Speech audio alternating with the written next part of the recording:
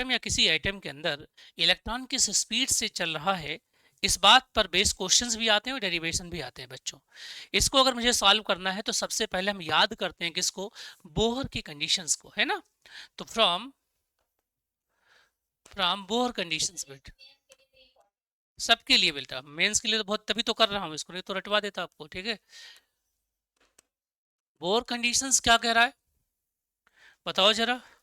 Bohr का conditions कहता है कि जो एम बी आर है आपका, क्या है बेटा, एम बी आर यानी लीनियर मोमेंटा, वो एच अपान टू पाई का, एच अपान टू पाई को क्या कहते हैं यहाँ पर एक बार बताओ जरा, एक्शन कांस्टेंट कहते हैं। क्या कहते हैं बेटा, एक्शन कांस्टेंट है।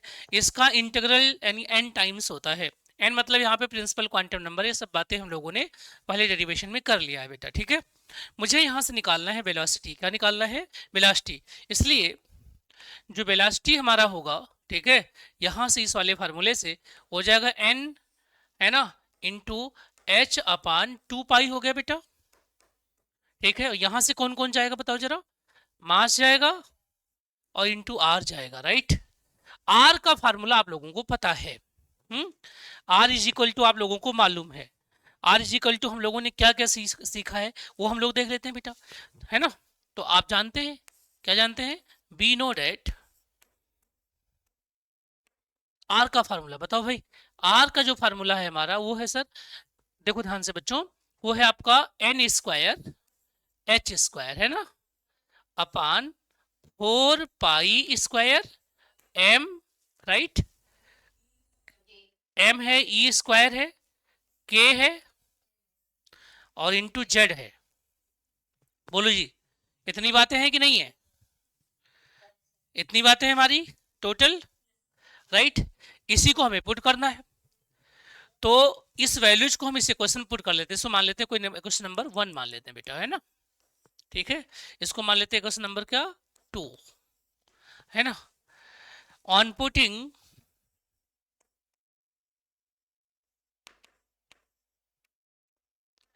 वैल्यू ऑफ आर, है ना, इन इक्वेशन 1, ठीक है, क्या मिलेगा हम लोगों को, उसको हम पहले देख लेते हैं बेटा, ध्यान से देखिए।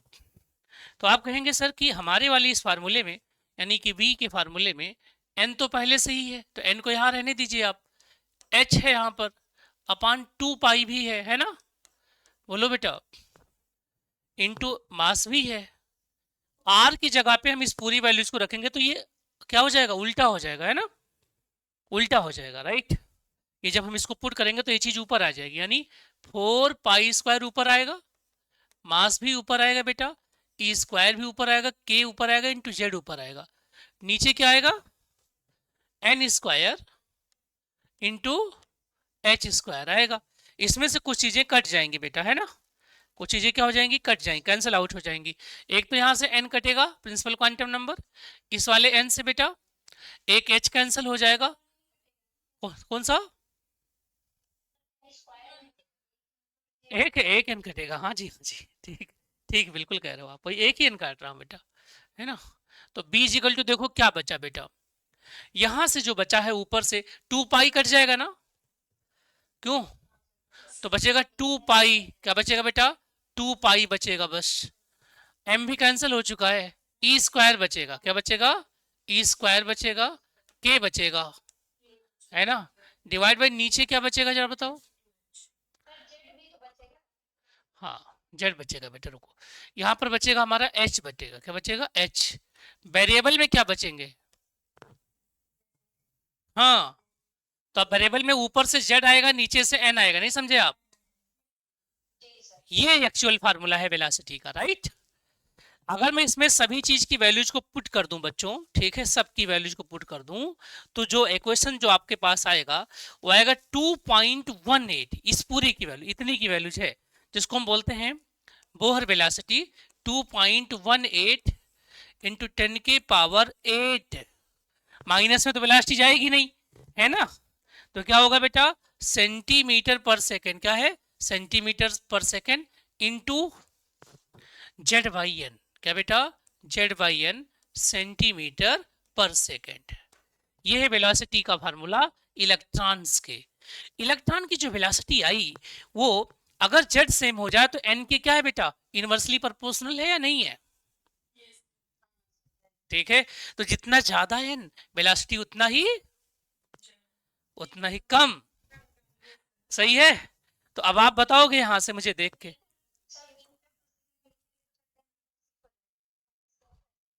हाँ जी, हाँ जी, हाँ जी, बिल्कुल सही कह रहे हो। ठीक है, देखो, तो मान लो बेटा कि ये आपका एक न्यूक्लियस है छोटा सा, है ना। इस न्यूक्लियस के चारों ओर एक ऑर्बिट है हमारा ये वाला, फिर एक दूसरा ऑर्बिट है हमारा ये वाला है बेटा, ध्यान से देखिएगा। फिर ये तीसरा ऑर्बिट है ये वाला, ये तीनों ऑर्बिट हो गए। अरे बोलो, इन तीनों ऑर्बिट में इलेक्ट्रॉन्स हैं, यहाँ पर भी इलेक्ट्रॉन्स हैं, यहाँ भी इलेक्ट्रॉन्स है, यहाँ भी इलेक्ट्रॉन्स है। अब देखिए सिनेरियो क्या चेंज कर रहे हैं हम लोग। ये जो इलेक्ट्रॉन है इसकी स्पीड को v1 कहूंगा, इसकी स्पीड को v2 कहूंगा, इसकी स्पीड को क्या कहूंगा बेटा, v3 कहूंगा, है ना। अगर मैं ऐसा कहूं, ठीक है, तो आपको बस इतना सा बताना है मुझे कि सर ये v1 है आपका, ये v1 है, ये v2 है, और ये क्या है बेटा, v3 है। इन तीनों में कौन सी स्पीड ज्यादा होगी, जो न्यूक्लियस के पास है या जो न्यूक्लियस से दूर है, कौन ज्यादा जल्दी? पास में, यानी कि v1 क्या होगा बेटा, बड़ा होगा किससे, v2 से। v2 बड़ा होगा किससे, v3 से। इसका मतलब जो ऑर्बिट की साइज जितनी छोटी होगी, इलेक्ट्रॉन उतनी तेजी से घूम रहा होगा, है ना। इसका मतलब पहले वाले सेल में इलेक्ट्रॉन्स बहुत स्पीड अप होगा, सेकंड में थोड़ी स्पीड कम होगी, थर्ड में उसकी स्पीड क्या हो जाएगी बेटा, और कम हो जाएगी। हाँ, तो अब यहां से कंक्लूजन निकाल लें क्या, जितनी बड़ी ऑर्बिट होगी, है ना, जितनी बड़ी ऑर्बिट होगी उसको कंप्लीट करने में उतना ज्यादा टाइम लगेगा नहीं लगेगा, तो टाइम पीरियड बढ़ जाएगा। तो टाइम पीरियड एन पे डिपेंड करेगा नहीं करेगा, एन ज्यादा तो टाइम पीरियड भी क्या होगा, ज्यादा हो जाएगा। जितनी छोटी ऑर्बिट होगी एक सेकंड में उतना ज्यादा चक्कर लगाया जा सकता है उसका, है ना। तो फ्रीक्वेंसी क्या होगी बेटा, एन की इनवर्सली प्रोपोर्शनल हो जाएगी, है ना। तो अब सेकंड पार्ट में हम क्या करने वाले हैं, फ्रीक्वेंसी और टाइम पीरियड का भी डेरिवेशन कर पाएंगे। इसमें जो न्यूमेरिकल्स आएंगे उसमें जेड और एन को वेरिएबल करेगा, कभी लिथियम का कभी बेरिलियम का, जेड और एन को पुट कर देगा वो, ठीक है।